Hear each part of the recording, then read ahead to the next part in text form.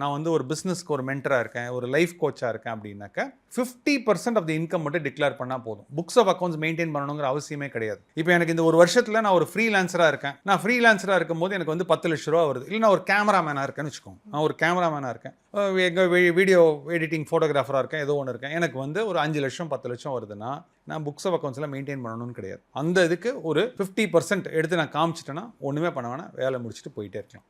இப்போ அடுத்த கேட்டகரி, நான் வந்து என்ன பண்ணுறேன்னா ஒரு டீ கடை போடுறேன், ஒரு சமோசா கடை வச்சுருக்கேன், ஏதோ வந்து நான் தனியாக ஒரு பிஸ்னஸ் பண்ணுறேன் அப்படின்னு சொன்னீங்கன்னா அதுக்கு பண்ணுறதுக்கு வந்து பெரிய படிப்பு தேவை அப்படிங்கிறதுலாம் ஒரு கான்செப்டே இல்லை. அரசாங்கம் வந்து என்ன சொல்கிறாங்கன்னா, கேஷ் பேசிஸில் டீல் பண்ணாமல் எல்லாமே வந்து அக்கௌண்ட் பேசிஸில் நீங்கள் டீல் பண்ணால் 6% ஆஃப் த ரெவென்யூ கட்டினா கூட போதும்.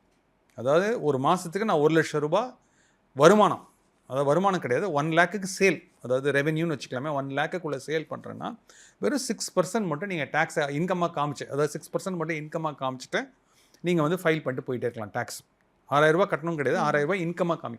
ஸோ அதனால் வந்து நீங்கள் வந்து ஃப்ரீலான்சராக இருந்தீங்கன்னா ஒரு 3 விதமான பக்கெட் இருக்குது. ஒன்று வந்து ப்ரொஃபஷனலாக வரும்போது நீங்கள் புக்ஸ் ஆஃப் அக்கௌண்ட்ஸ் மெயின்டைன் பண்ணணும். ரெண்டாவது வந்து பார்த்தீங்கன்னா இதுக்கு புக்ஸ் ஆஃப் அக்கௌண்ட்ஸ் மெயின்டைன் பண்ண வேண்டாம்.